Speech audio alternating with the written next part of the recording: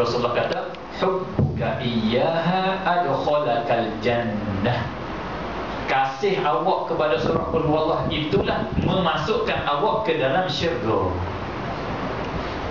Itu Rasulullah. Kalau Wahabi kata, kamu neraka kerana buat hormon tak kerja yang tidak dikerja oleh Rasulullah. Rasulullah sendiri tak kata neraka. Rasulullah tak kata, Rasulullah tanya, kenapakah awak kerja macam ini? Rasulullah tak cerca kata, kenapakah awak kerja barang yang aku tak kerja? Ini sunnah Rasulullah. Sunnah Rasulullah, dia tak talak apa yang dikerja oleh sahabat yang tidak dikerja oleh dia sendiri. Itu sunnah Rasulullah yang betul. Inilah fahaman ahli sunnah. Oleh itu ahli sunnah tidak ada kalau kita belajar di dalam kaedah-kaedah syarak, hukum-hukum syarak, oleh ahli sunnah semata-mata tidak kerja oleh Rasulullah, dia kata bid'ah tak ada. Kaedah ahli sunnah wal jamaah tak ada. Kaedah Wahabi saja. Itu contoh yang paling penting. Berartinya perkara ini tidak bercanggah dengan dalil syarak. Baca Qul Huwallah kerana kasih pada dia, walau Rasulullah tak kerja pun. Seorang sahabat lagi dia berdoa di dalam solat. Doa di dalam solat, ya man la tarahu al-uyun wa la tukhaliduhu as-sunun wa la yasifuhu al-wasifun wa la tughayyiruhu al-hawadith wa la yakhsha ad-dawa'ir ya'lamu madabiq al-jibal. Panjang dia berdoa, Rasulullah berdoa. Oh ini berdoa apa ni? Rasulullah balik ke rumah, panggil dia panggil soleh sahabat dia. Dia kata, kamu pergi kepada rumah Sianum bin Sianum, bila dia sudah solat, cerita pada dia, kata aku suruh pergi ke rumah aku. Sianum tu datang ke rumah Rasulullah. Rasulullah bagi seketul emas kepada dia sebagai hadiah. Rasulullah tanya, awak tahukah yang saya hadiah seketul emas ni apakah tujuan? Sebab apakah? Soalnya tadi dia kata, kerana antara kita ini keluarga. Rahim, ada rahim keluarga. Rasulullah jawab, ya, memang hubungan keluarga mestilah macam ni, tetapi yang saya hadiah emas kepada awak hari ini bukan kerana keluarga, kerana awak elok puji akan Allah Subhanahu wa taala. Cantik awak puji kepada Allah tadi di dalam doa awak, maknanya begitu. Doa ini tidak didoa oleh Rasulullah sallallahu alaihi wasallam, yang dia reka daripada diri dia. Rasulullah tak hukum kata, kenapakah awak doa yang tidak aku doa? Rasulullah tak hukum. Itu sunnah Rasulullah sallallahu alaihi wasallam. Oleh itulah silap siapa hukum kata perkara yang tidak kerja oleh Rasulullah, perkara itu bid'ah dalalah, itu nyata silap 100%. Tak betul 100%. Di antara contoh tadi, di antara contoh yang jadi silap kerana perkara yang tidak dikerja oleh Rasulullah sallallahu alaihi wasallam, bukan yang bid'ah, bukan yang haram saja. Ada yang harus, bukan. Ada yang sunat. Rasulullah tak sembahyang sunat wuduk, bukan. Rasulullah sembahyang tak sunat wuduk, tak sembahyang. Sayyidina Bilal sembahyang. Siapa yang lebih alim? Sayyidina Bilal lebih faham sunnah Rasulullah. Orang yang sembahyang baca Qul Huwallah tadi dengan orang yang lain, siapa lebih faham? Siapa lebih faham sunnah Rasulullah? Imam yang sembahyang tadi lebih faham. Oleh itu kita lebih faham daripada Wahabi sunnah Rasulullah sallallahu alaihi wasallam. Kita lebih betul. Walaupun yang ramai faham macam tu, faham kata benda tak dibuat oleh Rasulullah itu bid'ah, itu ramai faham kerana dia tak ada ilmu. Ahli sunnah dia tilik pada ilmu.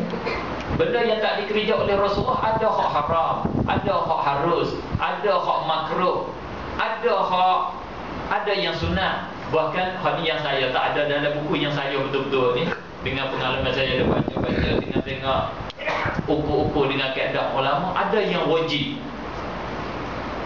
Ini selalu pelik, nasi dipanggil pelik lah.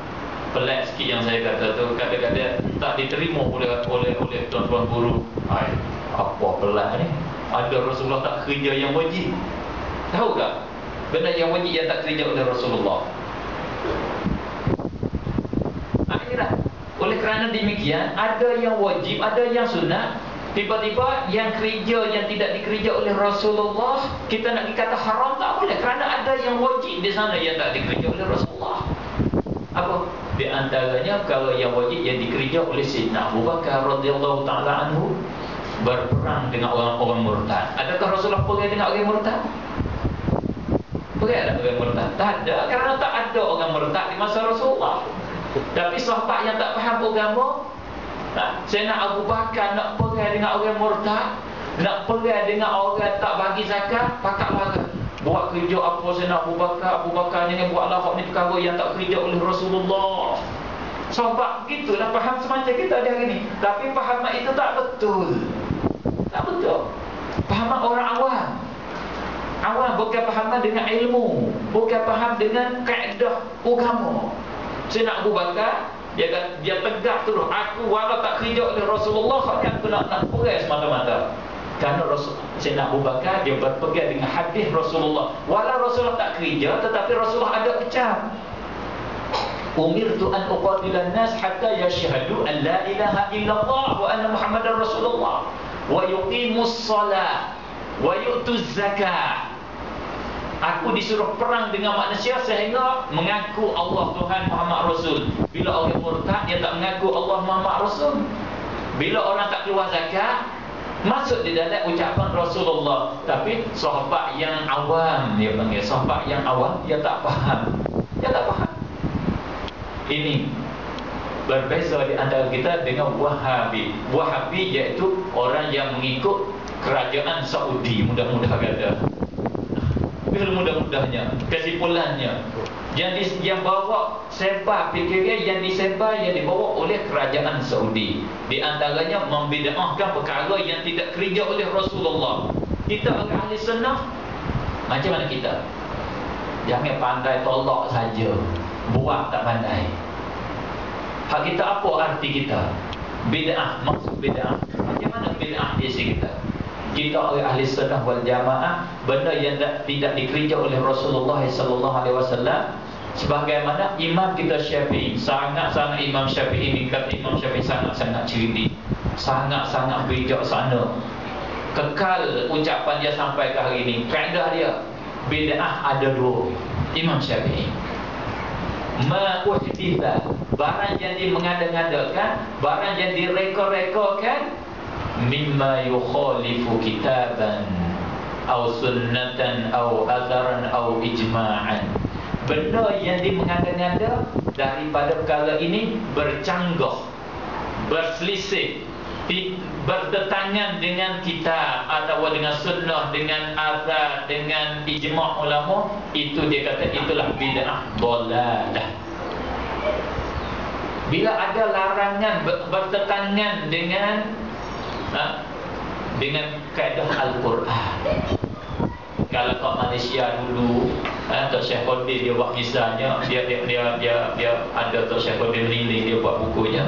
Dia kata apa loteri kebajikan Malaysia dulu, mak kecil-kecil dia bunyi. Sekarang ada lagi pun saya tak tahulah. Maaf saya nak contohnya. Loteri ni tak ada kebajikan, loteri haram belaka. Kalau kata loteri kebajikan, itulah yang panggil bid'ah dhalalah, kerana bercanggah.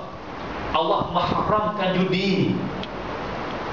Ya ayyuhalladzina amanu, wahai orang yang beriman, innamal khamru wal maisiru wal ansab wal azlamu rijsum min amalis syaitan fajtanibuhu la'allakum tuflihun.